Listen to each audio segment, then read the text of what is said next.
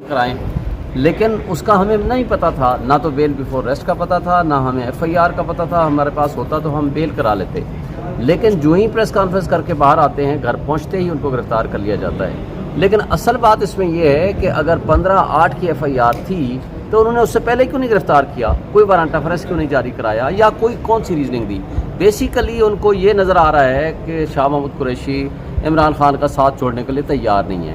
جب ساتھ تیار نہیں ہے تو انہوں نے شاید کچھ نہ کچھ اپنا زور لگایا ہوگا جو وہ کامیاب نہیں ہو سکے. کل جو ہی انہوں نے پریس کانفرنس کی ہے فوری بعد ان کو گرفتار کر لیا.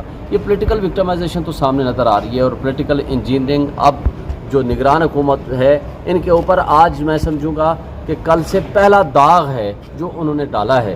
اور میں یہ بھی سمجھوں گا کہ ایمان مزاری ہماری بڑی پڑھی لکھی اور بڑی جرأت مند خاتون ہے، اس کو اٹھایا جانا بھی غلط ہے. آپ فریڈم آف ایکسپریشن کو اس طریقے سے نہ کچلیں کہ کوئی شخص کوئی بات کرے اس کو آپ اٹھا لیں.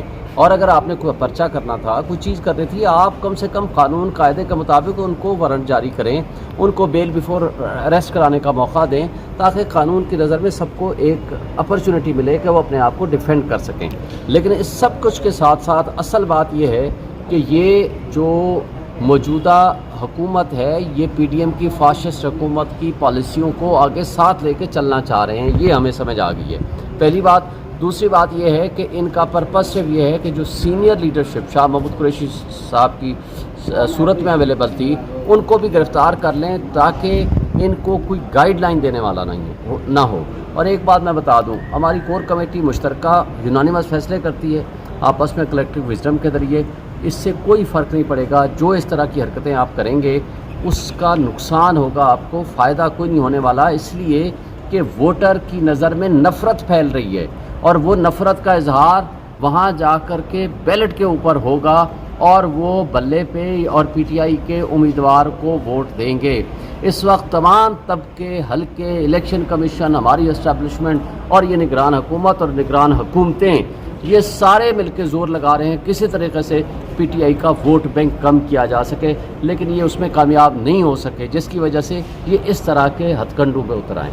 اچھا بتائیے گا کہ سیکرٹ ایکٹ تو لگا دیا گیا ہے، اور اسپیشل سیکرٹ ایکٹ جو ہے اس کا فعال بھی کر دیا گیا ہے، اور اس کے تحت مقدمہ بھی درج کر دیا گیا ہے. تو یہ کس طرح سے سیکرٹ ایکٹ لگا دیا گیا، اور اس کا اب آپ لوگ کیا گراؤنڈ تیار کریں گے؟ دیکھیں، پہلی بات تو یہ ہے کہ جو آفیشل سیکرٹ ایکٹ نیا قانون بنا تھا اس کا اطلاق تو پرانے کسی بھی ایشو پہ نہیں ہو سکتا، کیونکہ یہ ایف آئی آر وہ یہ کہتے ہیں 15/8 کو ہم نے درج کی تھی، اور 15/8 کی ایف آئی آر پرانے آفیشل سیکرٹ ایکٹ کے مطابق کی ہے. لیکن پرانا آفیشل سیکرٹ ایکٹ بھی ہو اور اس کے اوپر یہ ایف آئی آر بنتی ہی نہیں ہے. اس کی وجہ یہ ہے کہ جس سائفر یا جس کاغذ کے اوپر وہ کہہ رہے ہیں یہ کلاسیفائڈ ڈاکومنٹ ہے، اس کو ڈی کلاسیفائی کرنے کا حکم تو کیبنٹ نے اس وقت پرائم منسٹر عمران خان کی سربراہی میں کر دیا تھا. اور مجھے بتائیں کہ پاکستان پہ کوئی اٹیک کر رہا ہو، پاکستان کی خود مختاری پہ کوئی فارن اسٹیٹ اٹیک کر رہی ہو، کیا پرائم منسٹر اور کیبنٹ کو یہ اختیار نہیں ہے کہ وہ قوم کو اعتماد میں لیں؟ کیا ان کو اختیار نہیں ہے کہ نیشنل سیکورٹی کمیٹی میں اس کو لے کر جائیں؟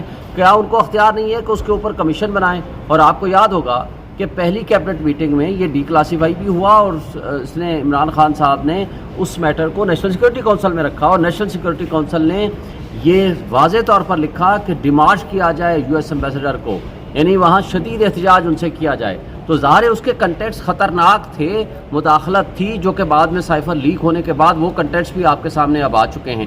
تو اس کے بعد جب دوبارہ نیشنل سیکورٹی کمیٹی کی میٹنگ ہوئی ہیڈڈ بائی شہباز شریف، انہوں نے بھی انہی کنٹینٹس کو انڈورس کیا، اور انہوں نے کہا کہ بالکل یہ غلط بات ہے، یہ انٹرفیرنس ہے، یہ مداخلت ہے، ہم اس کی شدید مذمت کرتے ہیں.